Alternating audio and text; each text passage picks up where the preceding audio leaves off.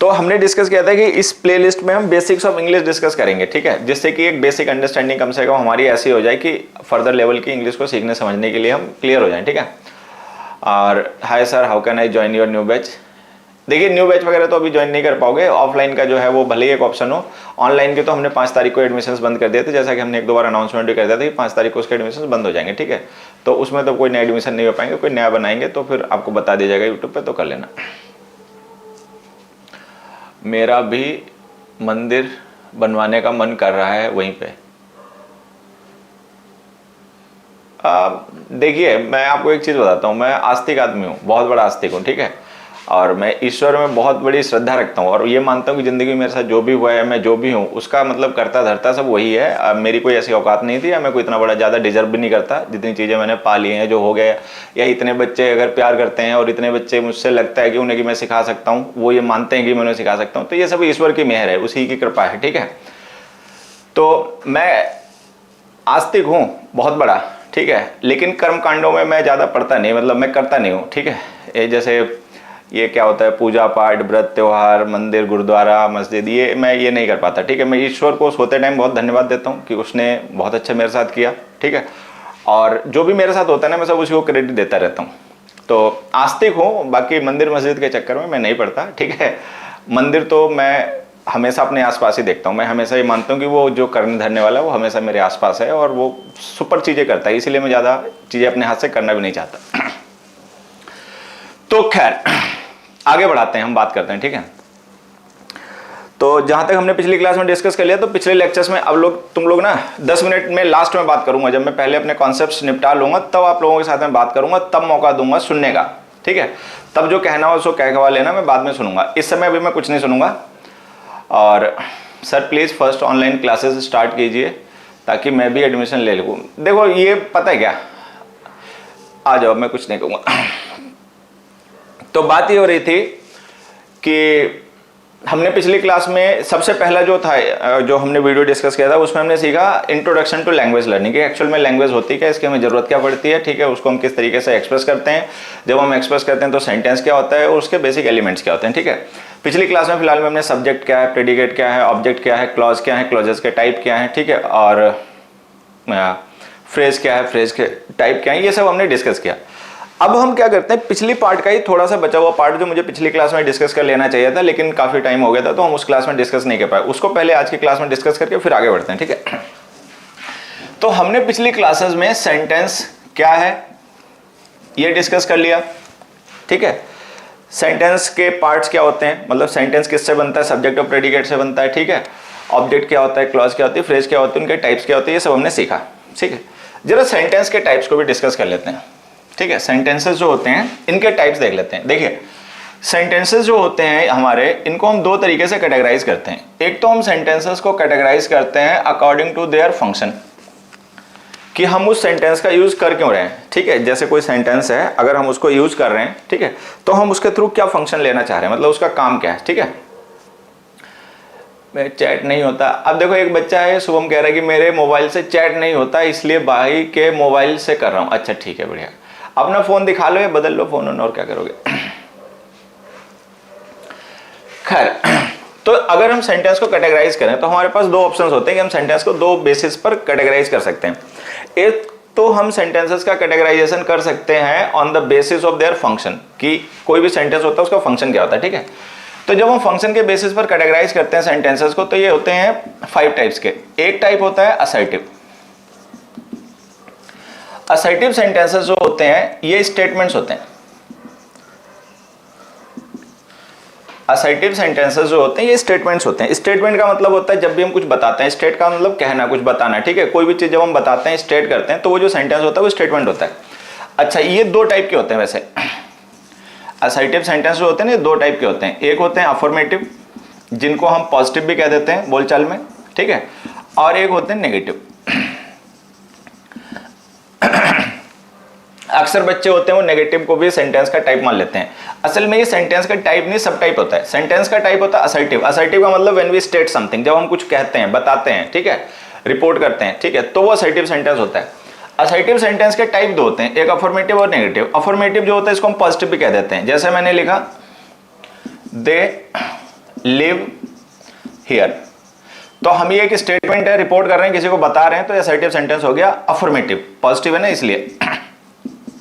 They don't live here, ठीक है, ये भी हम किसी को बता रहे हैं, they don't live here, statement ये भी है, असर्टिव सेंटेंस ये भी है, लेकिन ये नेगेटिव है, ठीक है।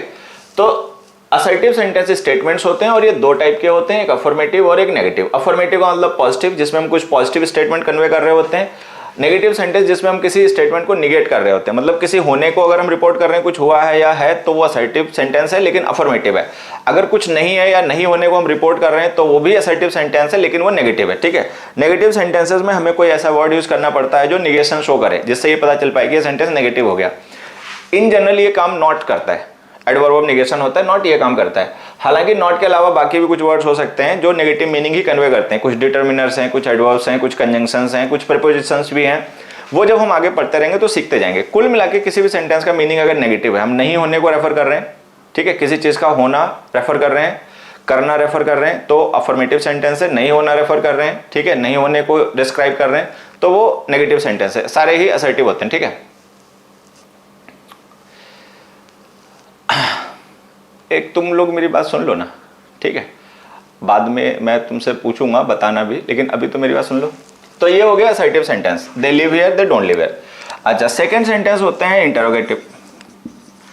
इंटरोगेटिव सेंटेंसेस वो होते हैं जब हम किसी को कुछ बताते नहीं है, मतलब इंटरोगेट करते हैं, उल्टा पूछते हैं, ठीक है, इंटरोगेटिव सेंटेंसेस होते हैं। इंटरोगेटिव सेंटेंसेस जो होते हैं ये होते हैं क्वेश्चंस, ये होते हैं क्वेश्चंस।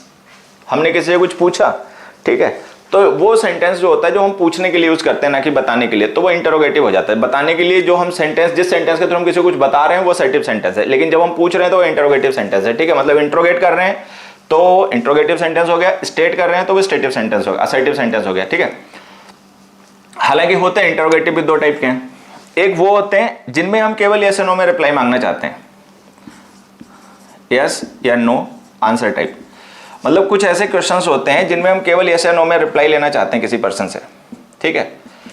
ये हेल्पिंग वर्ड से स्टार्ट किए जाते हैं, जैसे कि हैव यू गॉन देयर, ठीक है, या हैव यू मेट हिम, ऐसे।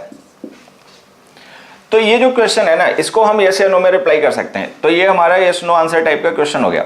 अच्छा, कुछ क्वेश्चंस ऐसे होते हैं जिनमें हम किसी से डिटेल मांगते हैं, हम यस या नो में रिप्लाई नहीं मांगते, उसमें हमें डिटेल चाहिए होती है, ठीक है। तो जब हम किसी पर्सन से डिटेल इंट्रोगेट करते हैं किसी चीज को लेकर, तो डिटेल के लिए हमें वहां पे क्वेश्चन वर्ड्स का यूज करना पड़ जाता है, ठीक है, क्वेश्चन वर्ड टाइप। तो हम उनको अपने ऐसे कह सकते हैं कि क्वेश्चन वर्ड टाइप सेंटेंसेस होते हैं जिनमें हम किसी से कुछ डिटेल मांगते हैं, ठीक है। जैसे कि why have you met him, when have you met him, why have you met him, कि भाई तुम क्यों मिले उससे,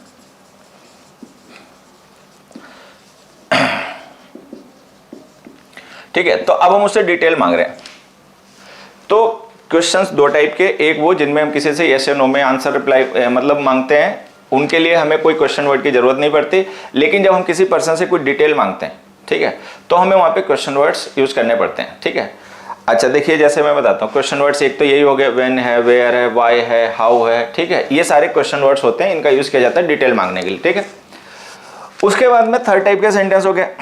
थर्ड टाइप के सेंटेंस हो गए हमारे इंपेरेटिव। इंपेरेटिव सेंटेंसेस वो होते हैं जिनमें हम किसी को कुछ इंस्ट्रक्ट करते हैं, ठीक है, ऑर्डर्स, एडवाइस, रिक्वेस्ट, एटसेट्रा। सो इंपेरेटिव सेंटेंसेस वो होते हैं जिसमें हम किसी ऐसी चीज को रेफर करते हैं that is imperative, that is necessary, और that is to do something, that is to do, that is necessary, ठीक है, दैट इज क्रूशियल। तो उसके लिए हम इंपेरेटिव सेंटेंस का यूज करते हैं, ठीक है। ये एक तरीके से ऑर्डर, एडवाइस, रिक्वेस्ट होते हैं और ये शो करते हैं कि जिस एक्शन को हम रेफर कर रहे हैं उस एक्शन के किए जाने की जरूरत है, दैट इज समथिंग इंपेरेटिव, ठीक है। ऑर्डर्स, एडवाइस, रिक्वेस्ट कैसे होता है आप जानते ही हैं, ठीक है। जैसे हमने किसी से कहा वर्क हार्ड, तो अगर मान लो हम किसी को ये बात एडवाइस कर रहे हैं, ये एडवाइस भी हो सकता है, या किसी को ऑर्डर कर रहे हैं, ऑर्डर हालांकि मोस्ट प्रोबेबली ये लगेगा नहीं, लेकिन फिर भी ये मान लो अगर कोई अथॉरिटी पर्सन है किसी और से कह रहा है, ठीक है, तो ये ऑर्डर भी हो सकता है, अपने जूनियर से कह रहा है या किसी ऐसे से कह रहा है जो उसका सबऑर्डिनेट है, तो ये ऑर्डर भी हो सकता है। अच्छा, प्लीज काइंडली वगैरह जब लिख देते हैं तो वो रिक्वेस्ट हो जाता है, प्लीज कम हियर। तो ये रिक्वेस्ट हो गया। तो ये हो गया असर्टिव, ये हो गया इंटरोगेटिव, ये हो गया इंपेरेटिव, ठीक है। फिर उसके बाद में आ गया fourth type exclamatory.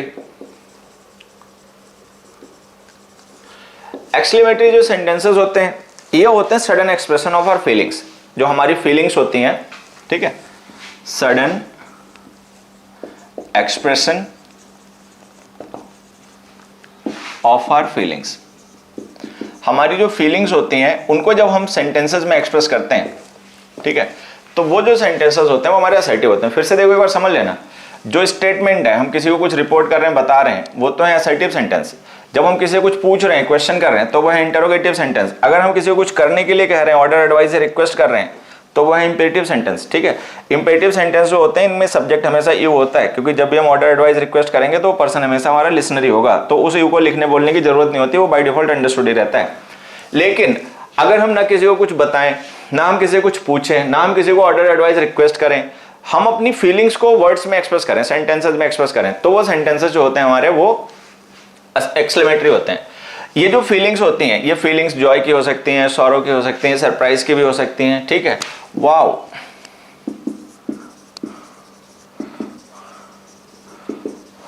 What a nice shirt, ठीक है। तो हम ना किसी को कुछ बता रहे हैं, ना किसी को कुछ पूछ रहे हैं, एक मतलब हमारी फीलिंग है। किसी की बहुत अच्छी शर्ट देखी तो अप्रिशिएट करने से हम खुद को रोक नहीं पाए, तो हमारी फीलिंग का एक्सप्रेशन है, wow what a nice shirt, ठीक है।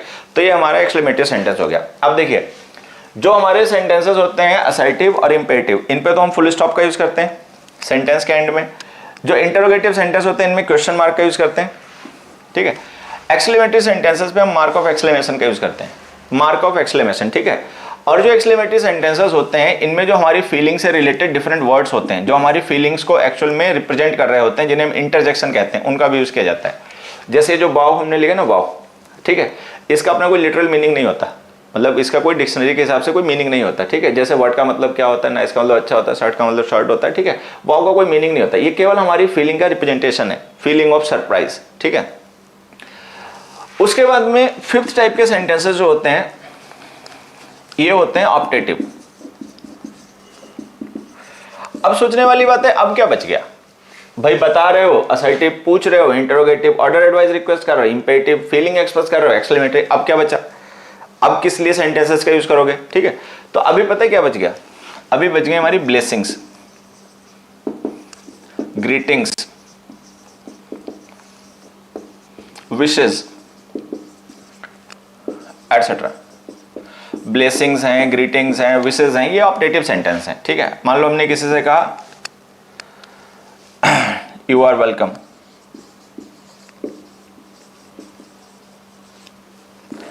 अभी जो यू आर वेलकम हम इसको क्या कहें? ये स्टेटमेंट तो नहीं है, ऐसा तो नहीं है हम किसी को कुछ स्टेट कर रहे हैं, किसी को कुछ इन्फॉर्मेशन दे रहे हैं, बता रहे हैं। इंट्रोगेटिव भी नहीं है, ऑर्डर एडवाइस रिक्वेस्ट भी नहीं है, हमारी किसी फीलिंग का सडन एक्सप्रेशन भी नहीं है। ये ग्रीटिंग है, कोई पर्सन हमारे घर पे आया, मेहमान है, आया तो हमने उसको वेलकम किया, मतलब ये ग्रीट करना मतलब अभिवादन करना हो गया। हमने को किसी कहा गुड मॉर्निंग टू एवरीबडी, तो good morning to everybody greeting है कि हमने किसी को ग्रीट किया, ठीक है। कोई पर्सन कहीं बाहर जा रहा है तो हमने उसको wish you a happy journey, take care, ठीक है, फलाना ढिमकाना, ये जो चीजें होती हैं, टेक केयर तो खैर इसमें आ जाएगा। तो हमने किसी को कहा happy birthday to you, many happy returns of the day, ठीक है। तो इस तरीके के जो स्टेटमेंट्स होते हैं जिसमें हम किसी को ब्लेस करते हैं, ग्रीट करते हैं, विश करते हैं, वो होते हैं हमारे ऑप्टेटिव सेंटेंसेस। तो अकॉर्डिंग टू फंक्शन जो सेंटेंसेस के टाइप्स होते हैं वो ये 5 हो गए, ठीक है। असर्टिव, इंटरोगेटिव, इंपेरेटिव, एक्सक्लेमेटरी और ऑप्टेटिव। लेकिन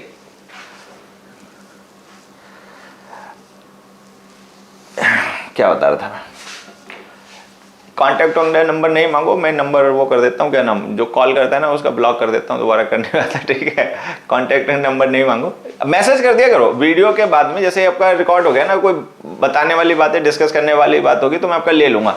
अच्छा, ये मुझे लग रहा है ऊपर एक्सक्लेमेटरी दिख नहीं रहा होगा आप लोगों को, ये वैसे एक्सक्लेमेटरी लगा हुआ है, ठीक है, sudden expression of our feelings, ये लिखा हुआ है, ठीक है। कट सा गया, मैंने ध्यान नहीं दिया। चलो, एक बच्चा है वो बार बार क्या कह रहा है, चलो ठीक।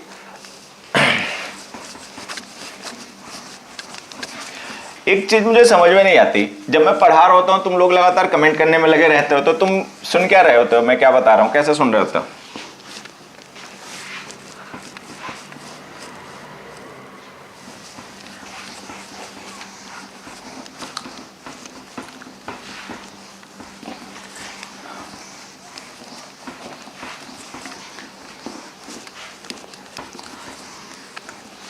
चलो, तो ये हो गया according to function categorisation of sentences. एक दूसरा तरीका जो इनको कैटेगराइज करना है वो है according to structure,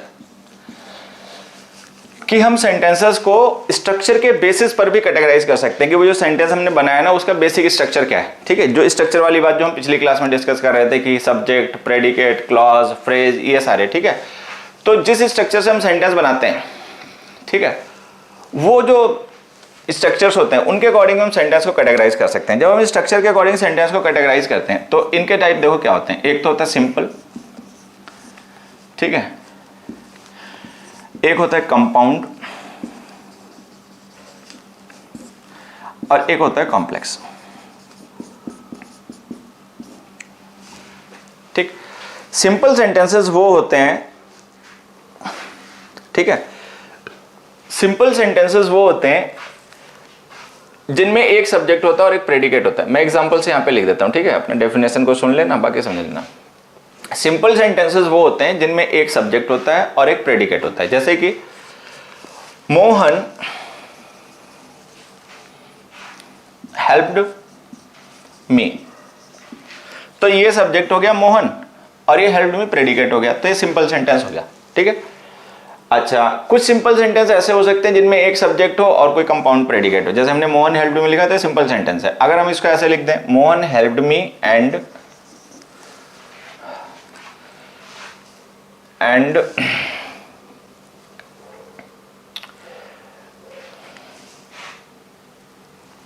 gave my brother some money। अब जैसे हमने ये लिख दिया, Mohan helped me and gave my brother some money. अब देखो, ये मोहन हो गया सब्जेक्ट, हेल्प्ड मी हो गया प्रेडिकेट, ठीक है, gave my brother some money ये भी हो गया प्रेडिकेट। अभी हमारे पास दो प्रेडिकेट हो गए, लेकिन दोनों प्रेडिकेट का सब्जेक्ट कॉमन है। ठीक है, तो हम इसको कंपाउंड प्रेडिकेट कहेंगे, पढ़ा था पिछली क्लास में कंपाउंड प्रेडिकेट।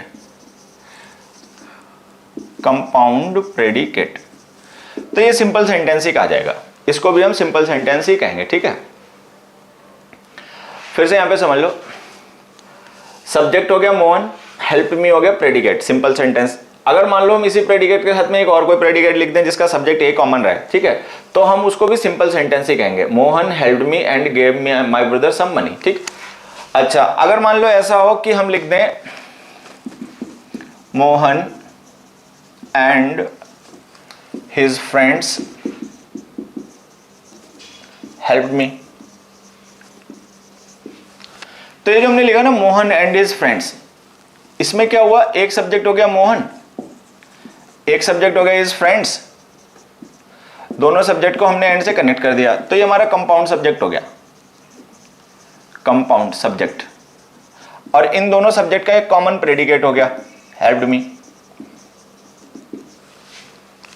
ठीक है, तो ये भी हमारा सिंपल सेंटेंस ही है। अच्छा, अब मान लो इस कंपाउंड सब्जेक्ट को और इस कंपाउंड प्रेडिकेट को हम एक साथ यूज कर लें किसी सेंटेंस में, Mohan and his friends helped me and gave my brother some money, तो भी वो सिंपल सेंटेंस ही रहेगा। ठीक है, तो क्या होता है कि हम दो या दो से ज्यादा सब्जेक्ट्स को अगर एंड से कनेक्ट कर लें तो वो कंपाउंड सब्जेक्ट बन जाता है, दो या दो से ज्यादा प्रेडिकेट को एक साथ में जोड़ दें तो वो कंपाउंड प्रेडिकेट बन जाता है। ठीक है, और वो रहेगा सिंपल सेंटेंस उस सिचुएशन में। ठीक है, जब तक कि हम उनको अलग अलग क्लॉजेस में ना ले जाएं। ठीक है, तो ये हमारा सिंपल सेंटेंस होते हैं। सिंपल सेंटेंस एक ऐसा सेंटेंस हो गया जिसमें एक सब्जेक्ट हो गया और एक प्रेडिकेट हो गया, वो सब्जेक्ट कंपाउंड है या सिंपल है उससे कोई फर्क नहीं पड़ता, वो प्रेडिकेट कंपाउंड है या सिंपल है उससे भी कोई फर्क नहीं पड़ता। तो ये हो गया सिंपल सेंटेंस। ठीक है, फिर आते हैं कंपाउंड सेंटेंस पे। कंपाउंड सेंटेंसेस वो होते हैं जिनमें एक मेन क्लॉज होती है, एक प्रेडिकेट क्लॉज होती है, एक मतलब कोऑर्डिनेट क्लॉज होती है, जैसे कि Saral went to home and we stayed there। अब हमने ऐसे लिखा, तो यहां पे देखो, अगर हम ध्यान से देखें तो ये दो सिंपल सेंटेंस हैं, Saral went to home, we stayed here. लेकिन हमें पता है कि एक कंजंक्शन की मदद से इन दोनों सेंटेंस को हमने एक ही साथ लिख दिया और एक सिंगल फुल स्टॉप यूज किया। अब था क्या, यहाँ पर जब दो सब्जेक्ट एक साथ यूज हो रहे थे तो हम इसे कंपाउंड सब्जेक्ट कह रहे थे, दो प्रेडिकेट एक साथ यूज हो रहे थे तो हम उन्हें कंपाउंड प्रेडिकेट कह रहे थे, ऐसे ही था ना। अब दो सेंटेंस एक साथ यूज हो रहे हैं तो हम इसे कंपाउंड सेंटेंस कह देंगे, ठीक है। तो Saral went to home and we stayed there, तो हम इसे कहेंगे कि हमारा कंपाउंड सेंटेंस है, ठीक है। दो सेंटेंस हैं, दोनों को एक साथ में लिख दिया एंड से जोड़ के, ठीक है। तो ये हमारे कंपाउंड प्रेडिकेट हो गए, वो कंपाउंड सेंटेंस हो गया।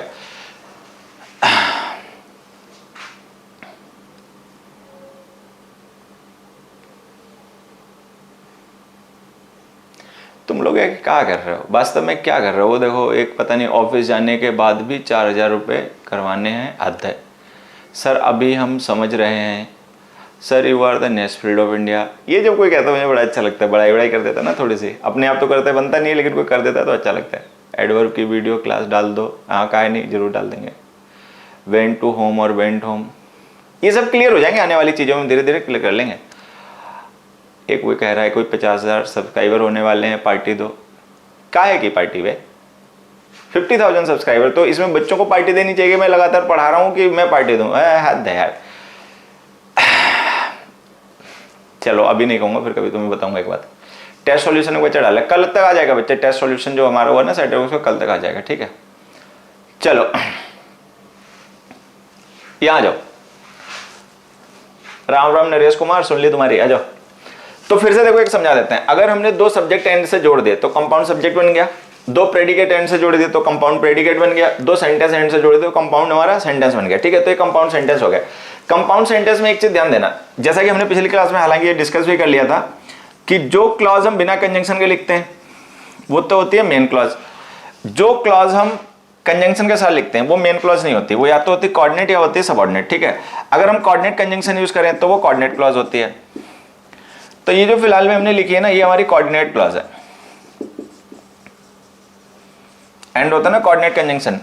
कोऑर्डिनेट कंजंक्शन देखो पिछले वीडियो में हमने डिस्कस कर लिया, अपना उसको देख सुन लेना, नहीं तो रेफरेंस के लिए मैं बता देता हूं कि जो फैन बॉयज होते हैं वो कोऑर्डिनेट कंजंक्शंस होते हैं। फैन बॉयज का मतलब हो गया फॉर एंड नॉर बट और yet so, for and nor but और, ठीक है, येट सो। तो इनके साथ लिखे गए जो कंजंक्शन क्लॉजेस होती हैं वो होती हैं हमारी कोऑर्डिनेट क्लॉज। तो ये कोऑर्डिनेट क्लॉज हो गई, ये मेन क्लॉज हो गई और ये हमारा कंपाउंड सेंटेंस बन गया, ठीक है। एक चीज हमेशा ध्यान देना कि जो कोऑर्डिनेट क्लॉज होती है उसको कॉमा के साथ लिखा करो, ठीक है। पंक्चुएशन का है, हालांकि हम कोई पंक्चुएशन की भी क्लासेस में रखेंगे। ये जो बेसिक्स ऑफ इंग्लिश डिस्कस कर रहे हैं ना, जरा एक बार पार्ट्स ऑफ स्पीच वगैरह डिस्कस हो जाएंगे तो उसके बाद पंक्चुएशन की क्लास लाएंगे, ठीक है। लेकिन अभी से एक छोटी सी बात है, इसको ध्यान देना।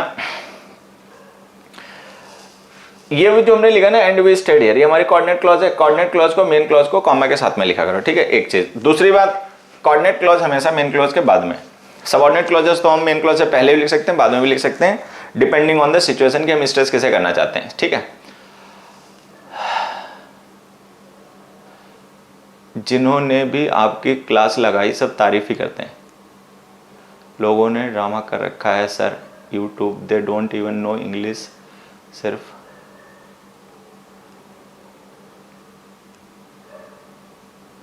यार तुम लोग इतनी बड़ाई नहीं करो, मैं झाड़ पे टंग जाऊंगा। मैं तुमसे बस चाहता हूं कि मैं जो अंदर से समझ चाहता हूं ना वो वैसे बन जाओ, ठीक है। अब बढ़िया पढ़ो, काबिल बनो, ठीक है। और बाकी तो सब ठीक है, दुआ सलाम तो ऐसे ही है। तो खैर क्या चला गया भाई, बात ही हो रही थी। तो ये हो गया हमारे कंपाउंड सेंटेंस, ठीक है। कंपाउंड सेंटेंस में जो कोऑर्डिनेट क्लॉज होती है हमेशा कॉमा के साथ लिखना, और कोऑर्डिनेट क्लॉज हमेशा मेन क्लॉज को फॉलो करेगी, वो उससे पहले नहीं आ सकती, ये ध्यान रखना, ठीक है। ये छोटे छोटे पॉइंट्स कई बार कुछ क्वेश्चंस में बड़े काम आएंगे जब हम डिस्कस करते हैं वहां पे, ठीक है। अब आते हैं कॉम्प्लेक्स सेंटेंस पे। कॉम्प्लेक्स सेंटेंस से देखो क्या होते हैं। कॉम्प्लेक्स सेंटेंस वो होते हैं जिनमें मेन क्लॉज के साथ में हम सबऑर्डिनेट क्लॉज लिखते हैं, जैसे कि सरल went to home when, अरे यार एक चीज ध्यान नहीं दी मैंने, हिज लिख लेना यहाँ पे। ये हिज लिखना मस्ट है, नहीं लिखोगे तो ये गलत हो जाएगा सेंटेंस। क्यों गलत होगा हम बाद में डिस्कस कर लेंगे, ठीक है। सरल went to his home when the party was over, when the party was over, ठीक है। अब जैसे हमने ये लिखा सरल went to his home when the party was over। अब हमें पता ये तो है हमारी मेन क्लॉज, क्योंकि हम इसको लिख रहे हैं बिना कंजंक्शन के, ठीक है। ये WH फैमिली वर्ड्स होते हैं ना, ये सारे सबऑर्डिनेट कंजंक्शन होते हैं, तो इनके साथ लिखी गई जो क्लॉज होती है वो सबऑर्डिनेट होती है, तो ये हो गई हमारी सबऑर्डिनेट क्लॉज। अच्छा, जहां पे सबऑर्डिनेट क्लॉज लिखी होती है वो कॉम्प्लेक्स सेंटेंस होते हैं। तो फिर से देखो एक बार समझ लेते हैं। सिंपल सेंटेंस वो होते हैं जिनमें कोई क्लॉज नहीं होती, ठीक है। Simple sentence don't have any clause, they can have compound subject, compound predicate, but they don't have a clause, ठीक है। मोहन सब्जेक्ट हो गया, helped me and gave my brother some money compound predicate हो गया, तो इन दोनों प्रेडिकेट का common subject है, कोई यहाँ पे क्लॉज वगैरह नहीं है, तो हम इसको कहेंगे सिंपल सेंटेंस, ठीक है। मोहन एंड हिज फ्रेंड्स एक कंपाउंड सब्जेक्ट हो गया, हेल्प्ड मी उसका कॉमन प्रेडिकेट हो गया, तो हम इसे कहेंगे कंपाउंड सिंपल सेंटेंस। अगर हम लिख दें Mohan and his friends helped me and gave my brother some money, तो भी वो सिंपल सेंटेंस, क्योंकि क्लॉज वहां पर भी कोई नहीं है, ठीक है। यहां पर क्या है, एक क्लॉज ये है, एक क्लॉज ये है, ठीक है। अब चूंकि ये दो अलग अलग क्लॉजेस हैं, तो हम इसे सिंपल सेंटेंस नहीं कह सकते, हम इसे कहेंगे कंपाउंड सेंटेंस। जिस तरीके से हम एंड से दो प्रेडिकेट जोड़ देते हैं तो वो कंपाउंड प्रेडिकेट बन जाता है, दो सब्जेक्ट जोड़ देते हैं तो वो कंपाउंड सब्जेक्ट बन जाता है, उसी तरीके से हम एंड से दो सब्जेक्ट सेंटेंस जोड़ देंगे तो वो कंपाउंड सेंटेंस बन जाएगा, ठीक है। अब आते हैं, हालांकि ऐसा कोई जरूरी नहीं एंड से लिखोगे, वो सिचुएशन के अकॉर्डिंग हम बाकी कंजंक्शन भी यूज कर सकते हैं। कोई भी कोऑर्डिनेट कंजंक्शन यूज करोगे तो वो कोऑर्डिनेट क्लॉज बनेगी। मेन क्लॉज और कोऑर्डिनेट क्लॉज के साथ बने सेंटेंसेस जो होते हैं वो हमारे कंपाउंड होते हैं, ठीक है। मेन क्लॉज के साथ में अगर हम सबऑर्डिनेट क्लॉज लिख दें तो सेंटेंस कॉम्प्लेक्स होते हैं। सबऑर्डिनेट क्लॉज में जो कंजंक्शन यूज किया जाता है वो सबऑर्डिनेट होता है। WH फैमिली वर्ड सारे सबऑर्डिनेट कंजंक्शन होते हैं, बाकी फैन वर्ड्स को छोड़कर जितने भी कंजंक्शन होते हैं वो सारे सबऑर्डिनेट होते हैं। हमने पिछली क्लास में डिस्कस किया, जो भी पिछला वीडियो है उसमें बात डिस्कस कर रखी, ठीक है। आगे आ जाओ, ये सोनोपाल क्वेश्चन गलत है, पता नहीं क्या। अब ये मेन क्लॉज हो गई, सबऑर्डिनेट क्लॉज हो गई और हमारा कॉम्प्लेक्स सेंटेंस हो गया, ठीक है। अच्छा, मेन क्लॉज को अगर हम चाहें तो सबऑर्डिनेट क्लॉज के बाद भी लिख सकते हैं। मान लो इस सेंटेंस को अगर हम लिखना चाहें ना तो ऐसे भी लिख सकते हैं, when the party was over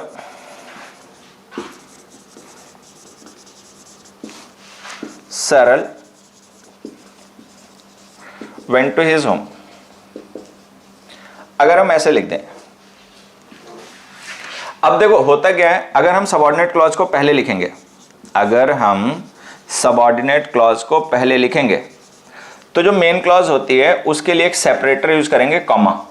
ये जैसे कॉमा यूज किया ना यहाँ पे, ये तो अगर हम सबऑर्डिनेट क्लॉज पहले लिखेंगे, मेन क्लॉज बाद में लिखेंगे, तो उन दोनों को सेपरेट करने के लिए कॉमा यूज किया जाएगा, सेपरेटर। लेकिन अगर हम मेन क्लॉज पहले लिखेंगे, सबऑर्डिनेट क्लॉज बाद में लिखेंगे, तो हमें कोई कॉमा यूज करने की जरूरत नहीं पड़ेगी, वो सबऑर्डिनेट कंजंक्शन ही यूज किया जाएगा, ठीक है। अच्छा, लेकिन जब हम मेन क्लॉज और कोऑर्डिनेट क्लॉज लिखेंगे तो कोऑर्डिनेट क्लॉज के साथ में हमेशा कॉमा यूज करेंगे, कोऑर्डिनेट कंजंक्शन भी यूज करेंगे, कोऑर्डिनेट और कॉमा भी यूज करेंगे, ठीक है। होता क्या है, दोनों इंडिपेंडेंट एक्शन होते हैं तो उनको सेपरेट एंटाइटी ट्रीट किया जाता है, इसीलिए हम यहाँ पे कॉमा लगा देते हैं, ठीक है। दूसरी बात ये होती है कि कोऑर्डिनेट क्लॉज कभी भी मेन क्लॉज से पहले नहीं आएगी, सबऑर्डिनेट क्लॉज तो पहले आ जाएगी लेकिन कोऑर्डिनेट क्लॉज बाद में ही लिखी जाएगी, ठीक है। और मुझे लग रहा है थोड़ी सी आवाज़ वगैरह की यहाँ पे कुछ दिक्कत होने वाली है, तो इसीलिए मैं अपने माइक में बैटरी चेंज कर लेता हूँ, फिर उसके बाद मैं आगे कंटिन्यू करता हूँ। मुझे रेड सिग्नल वहाँ दिख रहा है, ठीक है। और कहाँ गई बैटरी, देखता हूँ।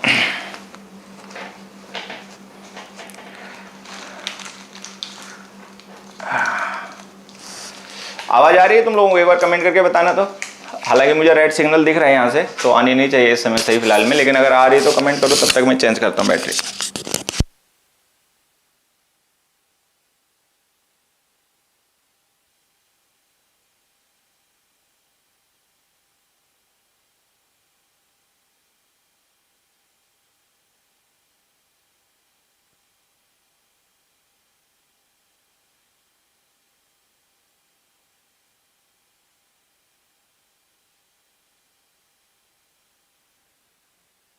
अब सही आवाज आएगी।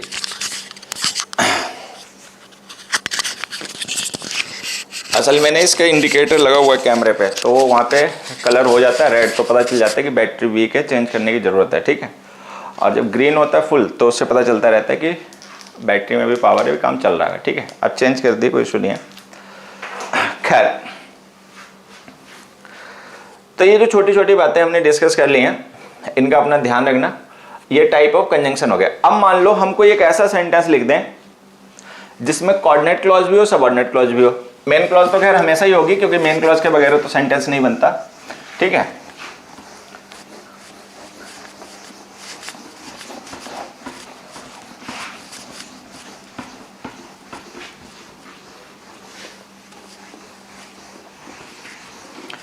हरि ओम।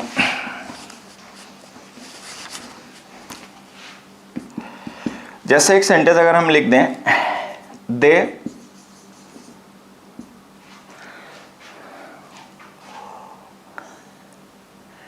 went to the city and worked there before their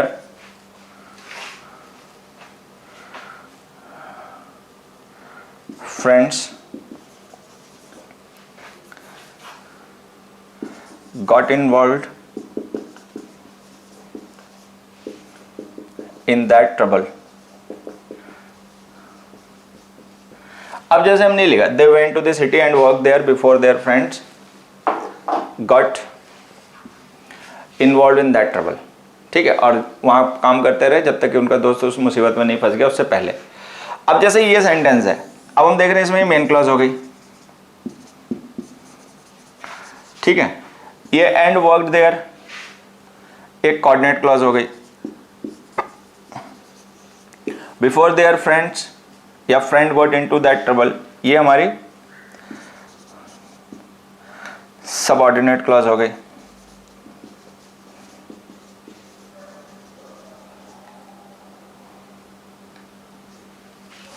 ठीक है, ये हमने एक सेंटेंस लिख दिया।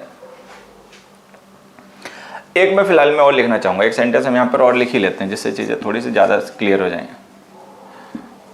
कमल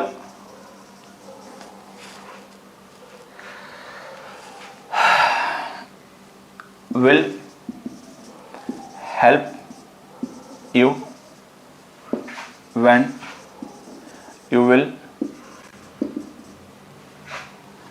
meet when you meet him or he understands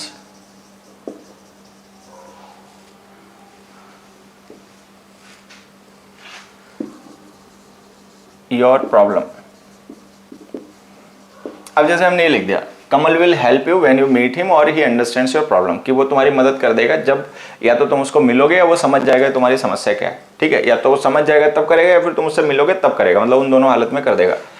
अब देखो, Mohan will help you, Kamal will help you, जो भी, ये हो गई हमारी मेन क्लॉज। ठीक है, व्हेन यू मीट हिम, ठीक है, ये हो गई हमारी सबऑर्डिनेट क्लॉज। और ही अंडरस्टैंड्स योर प्रॉब्लम, ये हो गई हमारी कोऑर्डिनेट क्लॉज। ठीक है, अब इन सेंटेंसेस को हम क्या कहें?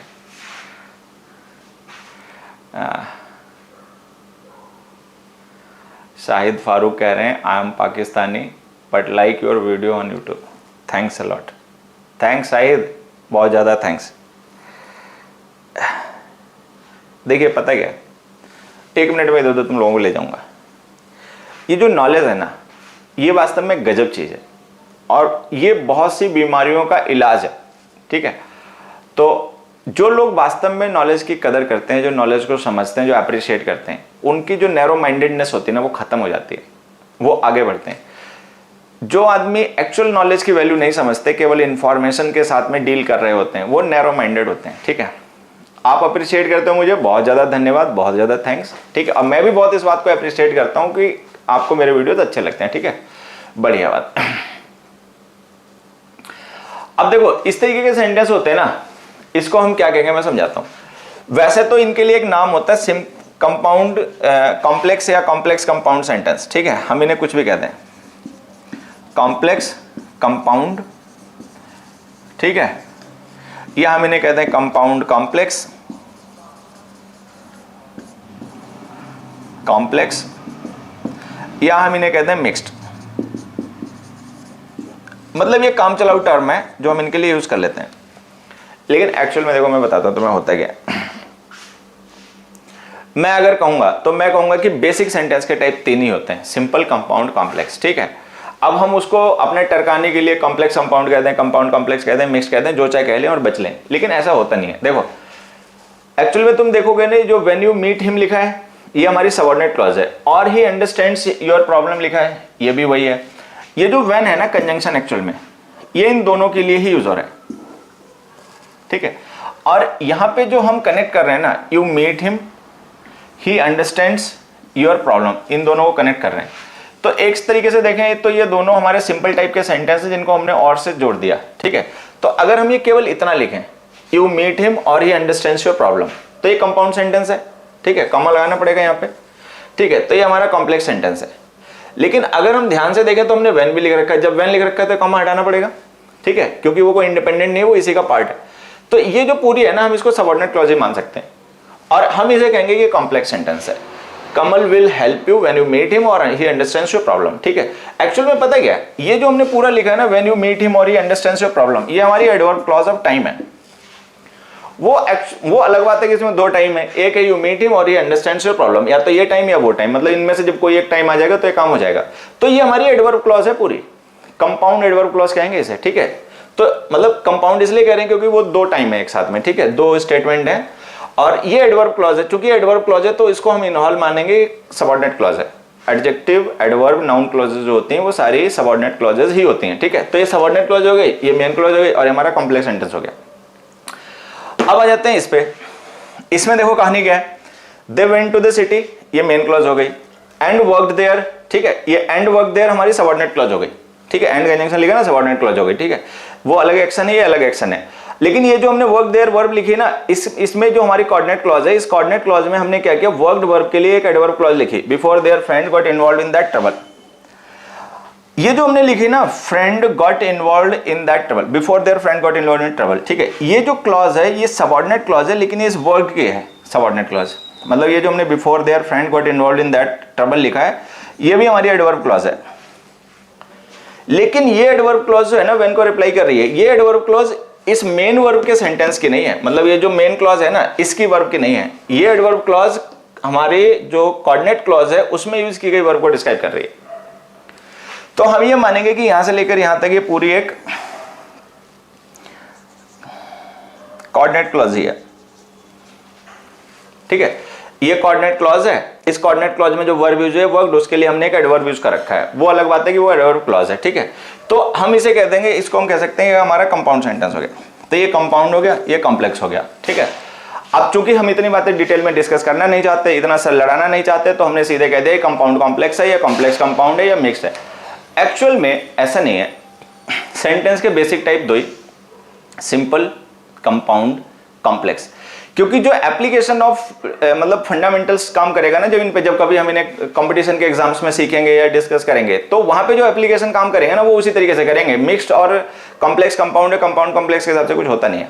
तो ये सेंटेंस के टाइप हो गए, फिर से मैं आपको समझा देता हूं, सिंपल, कंपाउंड और कॉम्प्लेक्स, ठीक है, अकॉर्डिंग टू स्ट्रक्चर।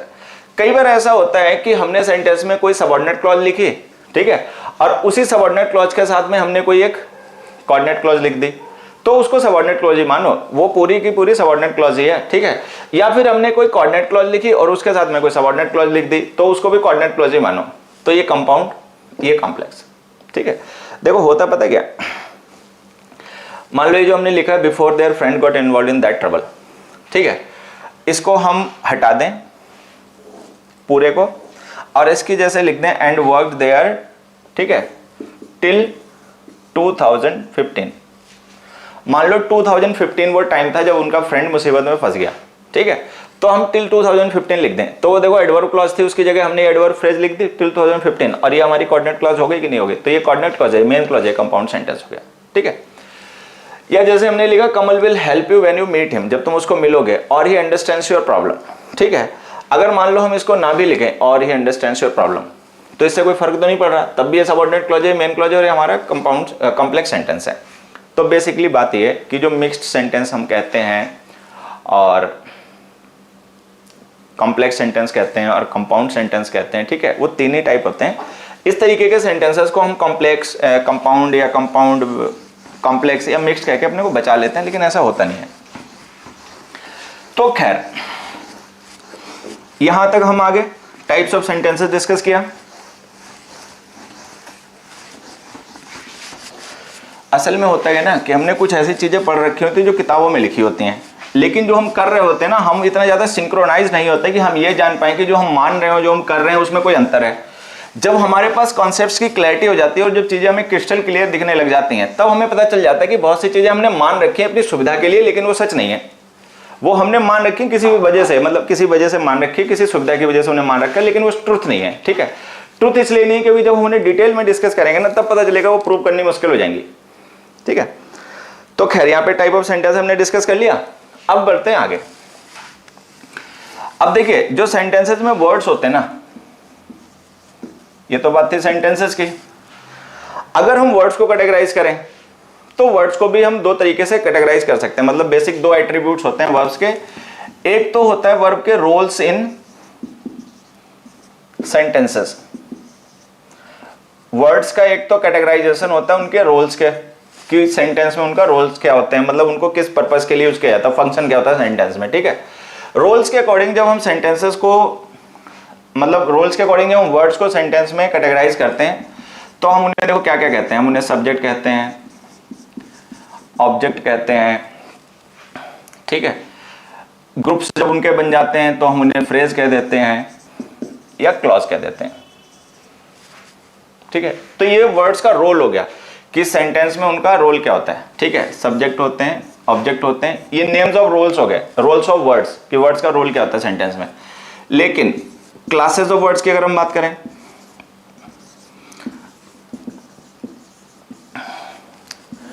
भाई किसी भी वर्ड को क्या रोल मिलेगा, ये कैसे डिसाइड करोगे। ठीक है, क्या ऐसा होगा कि हर एक वर्ड को हम सेंटेंस में सब्जेक्ट बना लेंगे, हर एक वर्ड को ऑब्जेक्ट बना लेंगे, हर एक वर्ड को फ्रेज बनाने में यूज कर लेंगे, क्लॉज बनाने में यूज कर, ऐसा नहीं है ना। जो उनको रोल्स असाइन किए जाते हैं वो उनके टाइप के अकॉर्डिंग, उनकी क्लास, क्लास का मतलब टाइप मानना है यहाँ पे, क्लास का मतलब कक्षा नहीं। ठीक है, उनकी क्लास के अकॉर्डिंग कैटेगराइज किए जाते हैं। तो जो वर्ड्स जितने भी होते हैं उनका जो क्लास कैटेगराइजेशन है, उन्हें हम कहते हैं noun, pronoun, adjective, verb, adverb, preposition. ठीक है, कंजंक्शन, इंटरजेक्शन, डिटर्मिनर्स, पार्टिकल्स। ठीक है, तो ये हो गई classes of words, classes of words, और ये हो गए रोल्स ऑफ वर्ड्स।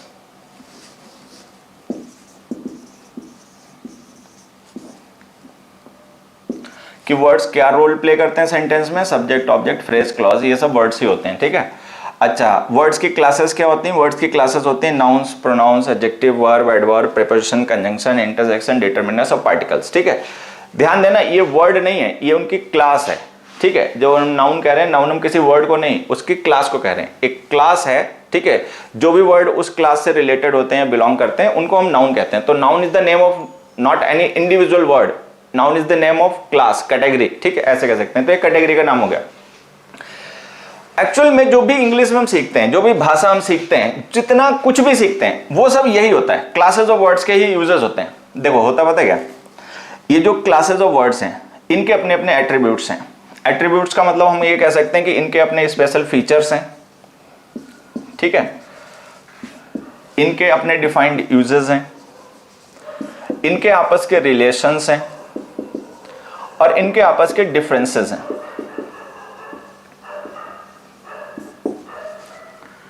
ठीक, तो ये जो क्लासेस ऑफ वर्ड्स हैं, इनके जो डिफरेंट एट्रीब्यूट्स हैं, कि इनके डिफरेंट फीचर्स होते हैं। फीचर्स का मतलब इनके सब टाइप्स होते हैं। ठीक है, इनकी फॉर्म्स होती हैं, इनकी डिग्रीज ऑफ कंपैरिजन होती हैं। ठीक है, इनकी ये सारी चीजें होती हैं। नंबर है, जेंडर है, केस है, पर्सन है, बहुत एट्रीब्यूट्स होते हैं। किसी क्लास में कोई होता है, किसी क्लास में कोई होता है। मान लो कोई पर्टिकुलर फीचर है, वो नाउन्स में है तो प्रोनाउंस में नहीं, कुछ ऐसे हैं जो एडजेक्टिव्स में है तो नाउन प्रोनाउन में नहीं, कुछ ऐसे हैं जो वर्ब में है और वो फीचर नाउन प्रोनाउन में नहीं है। ठीक है, तो वो इनके अपने अलग अलग फीचर होते हैं वर्ड, क्लासेस ऑफ वर्ड्स के। ठीक है, इनके यूजेस होते हैं। यूजेस का मतलब ये कि कौन सा क्लास का वर्ड क्या काम सेंटेंस में करेगा। ठीक है, मान लो कोई वर्ड जो है वो एडवर्ब क्लास का है, तो उसके क्या यूजेस होंगे। ठीक है, उसके कितने टाइप्स हो सकते हैं, उनकी क्या पोजीशंस हो सकती हैं, उनकी क्या फॉर्म्स हो सकती हैं, तो उसके फीचर हैं, उसके यूजेस हैं।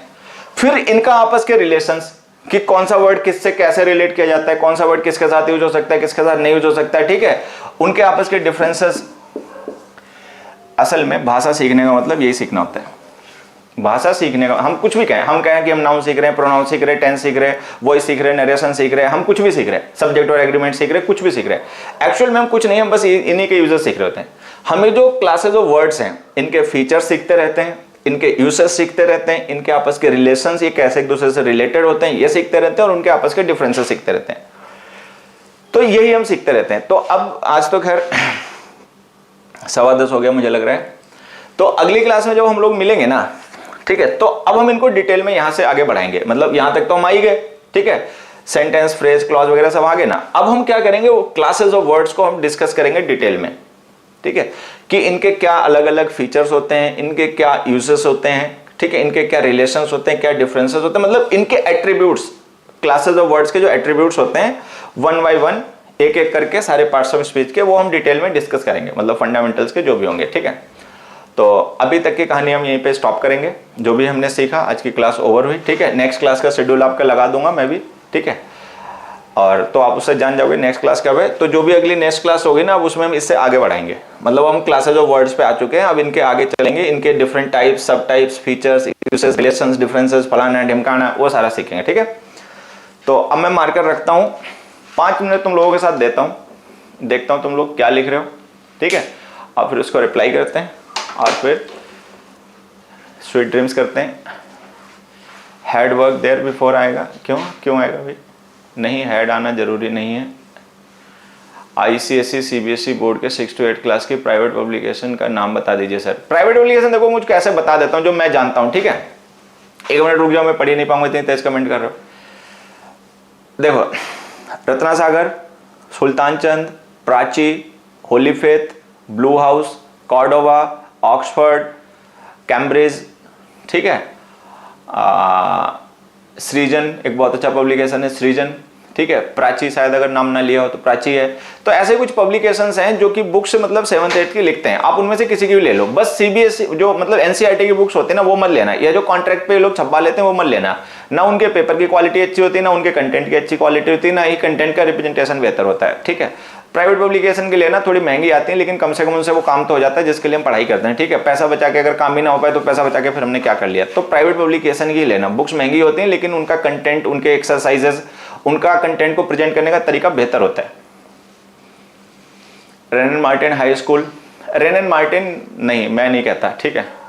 मेरे हिसाब से अगर आप कंपटीशन की तैयारी कर रहे हो, ठीक है, तो rain and Martin book incomplete है, मतलब उसमें जो कंटेंट दिया पढ़ने के लिए वो अधूरा है। एक्सरसाइजेस बहुत सुपर हैं, लेकिन एक्सरसाइजेस के आंसर्स देते हैं 250-300 रुपए की बुक बेचते हैं। मान लो हम ले भी लें, 250-300 रुपए बड़ी चीज नहीं है अगर हम सफल हो जाएं उसमें।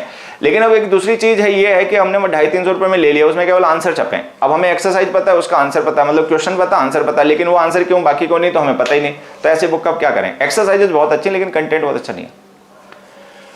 फीस क्या होगी सर एलिट की? देखिए, आप फीस के चक्कर में मत पड़ो। पहली बात तो ये, एलिट के लिए एलिजिबल हो कि नहीं हो वो देखने वाली बात है, ठीक है। वो मैं स्क्रीनिंग टेस्ट के साथ में उसमें एडमिशंस लूंगा। मैं फीस के चक्कर में, उससे मुझे फीस नहीं कमानी, उससे मुझे सेटिस्फेक्शन कमाना है, ठीक है। ऐसा नहीं है मैं फ्री पढ़ाऊंगा, फीस जरूर लूंगा, ठीक है, और रीजनेबल लूंगा, लेकिन केवल फीस की वजह से कोई उसमें नहीं पढ़ पाएगा। वो एक एलिजिबिलिटी टेस्ट होगा और मतलब स्क्रीनिंग होगी, ठीक है। मैं वो सेटिस्फेक्शन के लिए, अपनी आत्मा की तसल्ली के लिए वो क्लास स्टार्ट कर रहा हूँ, ऐसे के लिए, वो कमाई के लिए केवल नहीं कर रहा हूँ, ठीक है।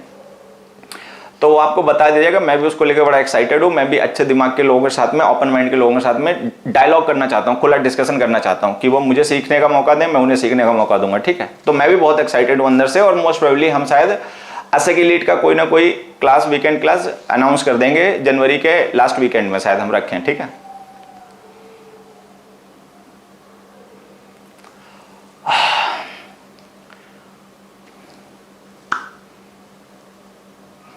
चलें, please suggest me something, I do lots of spelling mistakes.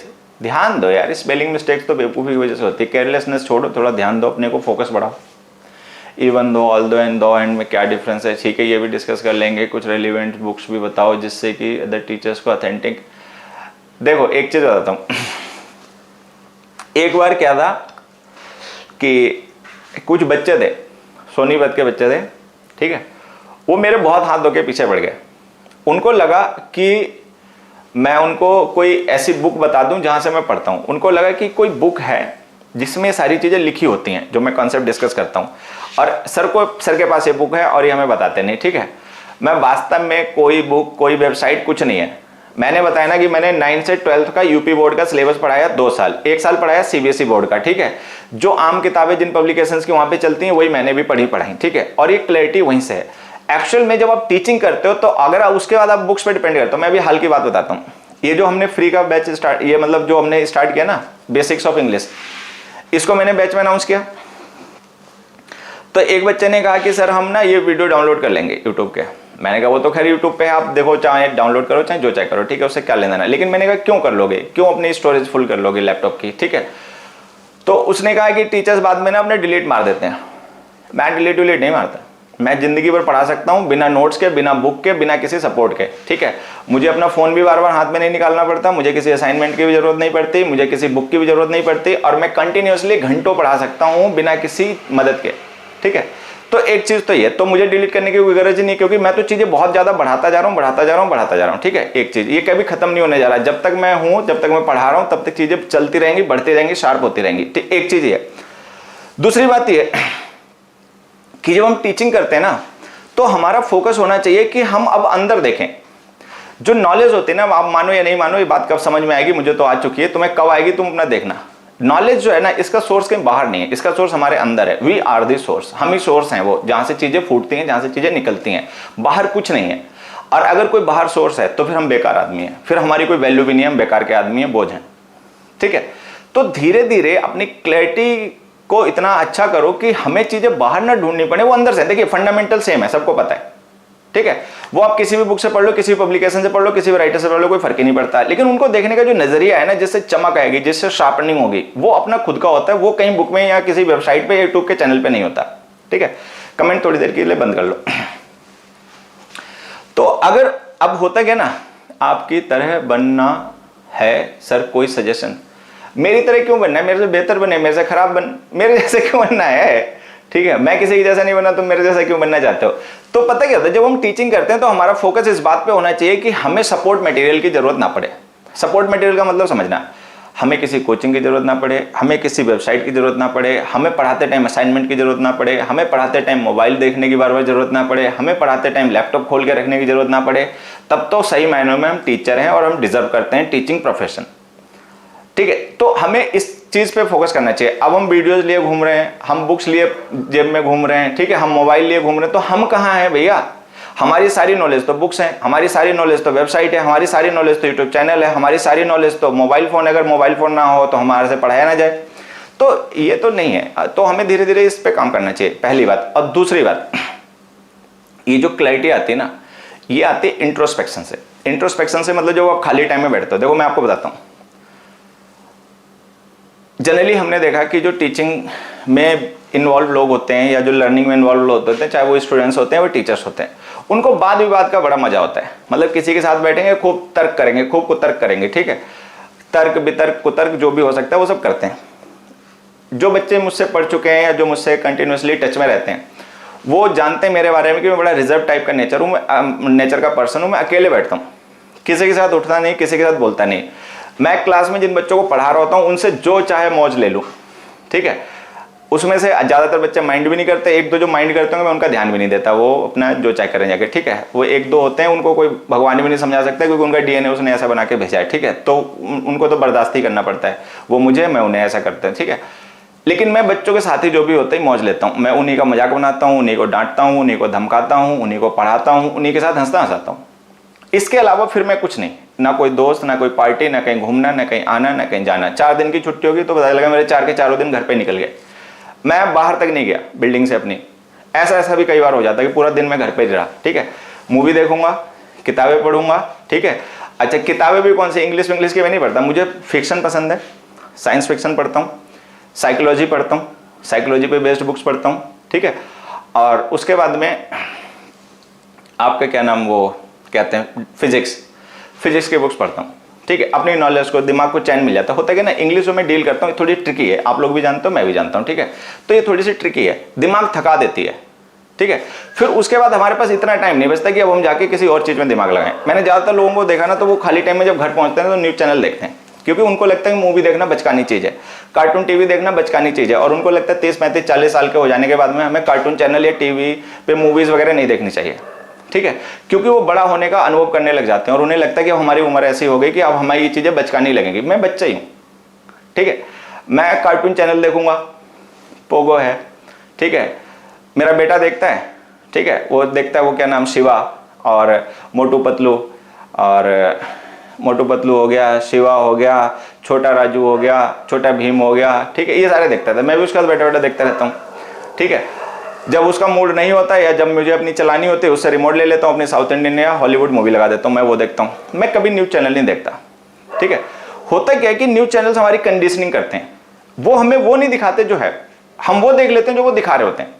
मतलब जो हम न्यूज़ चैनल देख रहे होते हैं, तो एक्चुअल में मेरा अपना मानना ये हो सकता है मैं गलत रहूँ, लेकिन मैं मानता हमेशा यही हूँ, ठीक है, कि न्यूज़ चैनल पे जो हम देखते हैं एक्चुअल में हम वो नहीं देखते हैं जो है, हम वो देखते हैं जो हमें दिखा रहे हैं। वो हमारे दिमाग की धीरे धीरे कंडीशनिंग करते हैं।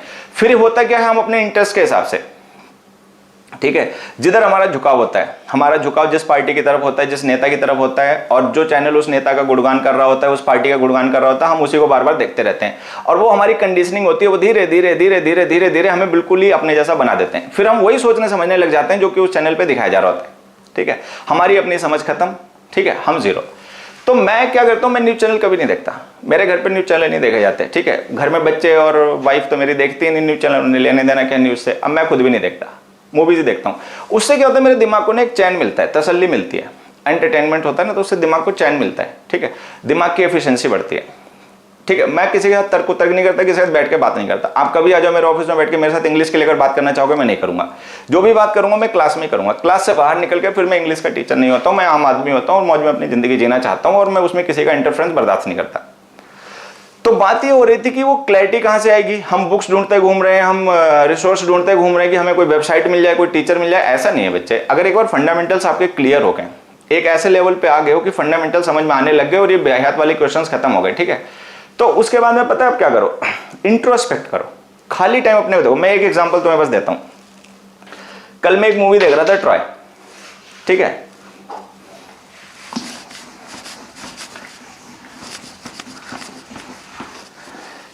क्योंकि अगर तुम बुक पे खोए रहे भैया तो तुम्हारी सेल्फ कहां गई? तुम तो खुद को सेल्फ में तो कुछ हो ही नहीं, कॉपी पेस्ट रहोगे क्या जिंदगी भर?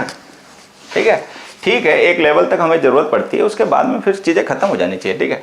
तो मैं केवल मूवी देख रहा था, ट्रॉय।